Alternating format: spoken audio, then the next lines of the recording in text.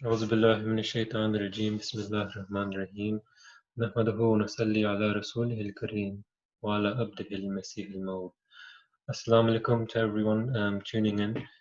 Today, inshallah, we'll be covering sayings of the Promised Messiah, alayhi salatu wasalam, and this will be every Saturday. And inshallah, we're going to start a new series learning about Malfuzat. So, the life, what is recorded about what the Hazrat Masih Maud alayhi salatu wasalam has said, and what his companions have written about what he has said. And we'll learn more about this, but just before that, I want to quickly go over about the Promised Messiah والسلام, and this can be very beneficial to anyone who wants to introduce Hazrat Masih Maud to anyone, and for any non-Ahmadis who are also watching, they can also learn about who Hazrat Masih Maud والسلام, is. So just to begin, Hazrat Mirza Ghulam Ahmad, on whom be peace, was born in 1835 in Qadian, India. From his early life, he dedicated himself to prayer, the study of the Holy Quran, and other scriptures. He was deeply pained to observe the plight of Islam, which was being attacked from all directions. In order to defend Islam and present its teachings in their pristine purity, he wrote more than 90 books, thousands of letters, and participated in many religious debates. He argued that Islam is a living faith which can lead humanity to the achievement of moral and spiritual perfection by establishing communion with God. Hazrat Mirza Ghulam Ahmad, on whom be peace, started experiencing divine dreams, visions, and revelations at a young age.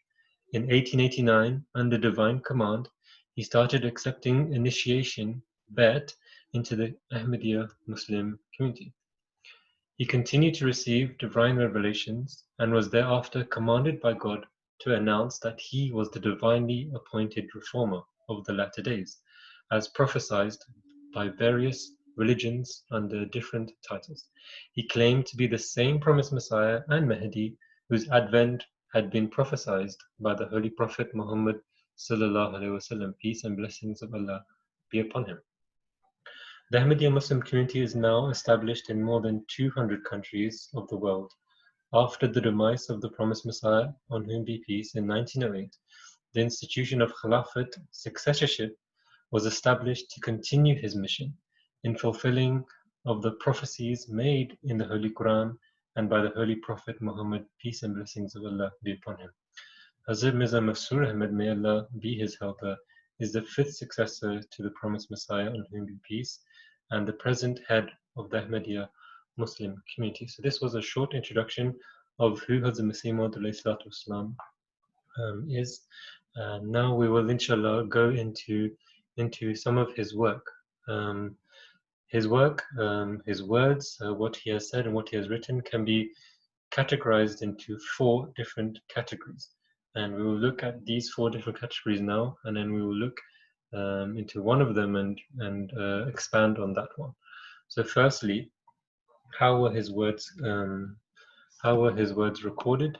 So the books which written treaties and announcements of the Prophet ﷺ, on whom be peace, which he wrote himself for publication. Number 2, letters of the Promised Messiah, on whom be peace, which he wrote with his own pen, and sent to his friends, dear ones, and others. Thirdly, the Malfuzat of the Promised Messiah, meaning the words of the Promised Messiah, on whom be peace, referring to those of his words that he spoke in the form of an address or discussion in the presence of a congregation or gathering, or during leisurely moments, etc., and which were noted down by scribes and published in the form of a diary in the very lifetime of the Promised Messiah, alayhi salatu wasalam. And fourthly, narrations are also a form of malfuzat, but they were not immediately put to writing. In fact, they are collected and recorded from the memory of the narrator. So it's almost like how the hadiths of the Holy Prophet Muhammad ﷺ were recorded. But let's understand and let's expand on the third point. So we're going to concentrate on the malfuzat, the spoken words of Hazrat Masih Maud and the effect that these have. So this is the malfuzat. This is the English translation on the left, originally written in Urdu. So the images on your right is the cover of Malfuzat and inside cover as well. So we will look at Malfuzat and its importance. So I just wanted to firstly go to what one of the companions, the pioneers of the Jamaat, who is known as Hazrat Maulana Jalaluddin Shams, Razillahu Anhu, who was a great pioneer, who was also considered one of the Khalid Ahmadiyyat, one of the leaders of the Ahmadiyya Muslim community, a faith leader, who was very well spoken of and a very well renowned companion. He said about the Malfuzat of the promised Messiah, alayhi salatu wasalam, on whom be peace, is a valuable treasure of extraordinary content that commands the power to teach and train not only us, but also our future generations. He further says, as far as the spiritual and moral training of the community is concerned, in a way, Malfuzat stands first from among the words of the promised Messiah, alayhi salatu wasalam. The reason being that the Malfuzat of the promised Messiah والسلام, are those of his words that he spoke directly to his friends and followers. Moreover, these words of His Holiness, on whom be peace, were spoken by him mostly in such settings when he had the education and training of the community in view. Hence, from among the categories mentioned above, Malfuzat comprises the greatest treasure as far as moral training and the reformation of one's inner self is concerned. Hazrat Maulana Jalaluddin Shams on the 20th of August 1916. He also had a great role in the compilation of Malfuzat also. So this was the words of a great companion of the promised Messiah, Islam. So now we'll go into the first lesson, and we will every week we'll just go through the extracts of Hazrat Masih Maud and just learn about what he has said, and hopefully that has an effect on us, and we're able to take away something from what he has said. So the first lesson, so going in order of Malfuzat, the first volume. Just before everything starts, this is mentioned in the book, in the preface, the beginning of the book. So we will learn about the words of the Prophet and how they have a direct effect, a profound effect, directly on the hearts of people who hear them. So again, to begin, I'll just read an extract of Hazrat Masih Maud.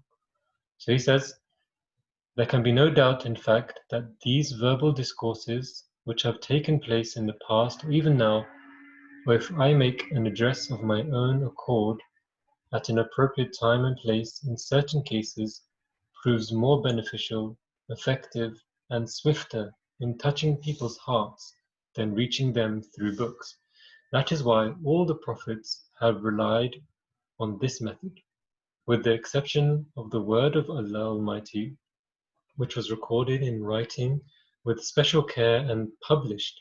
Whatever else the prophets preached has always been in the form of discourses and addresses made at the appropriate time.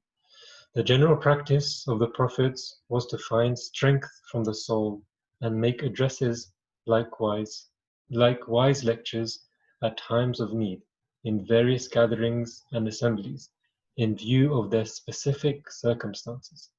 However, they did not do so like the speakers of today, whose only purpose is to flaunt their wealth of knowledge in their speeches, or who speak to ensnare simple people through their own false logic and sophisticies, making those people more worthy of hell than even themselves. On the contrary, prophets speak with immense simplicity, and whatever would gush forth from their own hearts, they would fill into the hearts of others. Their holy word would always fit the occasion perfectly and fulfill the need of the time. They would not speak to entertain their addressees or tell them false tales. They find this people ailing, drowned in diverse spiritual afflictions, and give them counsel in order to cure them or dispel their doubts through conclusive arguments. Their words are few, but house a treasure of vast meaning. Thus it is this very principle that my humble self keeps in view. As such, the door of dialogue and discourse remains open, so that I may speak to my guests and visitors in accordance with the respective capacities, requirements, and ailments which afflict them. To view evil as a target towards which one shoots the arrows of one's vital counsel in order to prevent sin and reform the morals of others, just as dislocated limbs must be restored, is not possible fully unless people are cured face to face. Ruhani Khuzan, Volume 3, Fateh Islam, Victory of Islam, page 15 to 17. So this was a short extract on the way prophets, when they speak in a simple way which is fitting for that occasion, and it is for the moral and spiritual training of those people who are directly being addressed. So again, this is what we are going to learn in Malfuzat. So this was the first lesson and the first extract. I just want to end on what Hazrat Masih Maud said, and which is very important for us all to listen to and to learn and to take upon ourselves. He said, "Hence I loudly proclaim once again, and my friends ought to take heed, that they must not disregard my words of advice and view them as the tales of a storyteller. Everything that I have said to you, I have said with a burning heart and true sympathy, which are inherently a part of my soul. Heed my words with the ear of your heart and act upon them." Hazrat Mirza Ghulam Ahmad of Qadian, the Promised Messiah, and Mahdi alayhi salatu wasalam. So this is the end of the first lesson. Jazakumullah everyone for listening. Allahumma salli ala Muhammadin wa barik wa sallim. Innaka Hamidum Majid.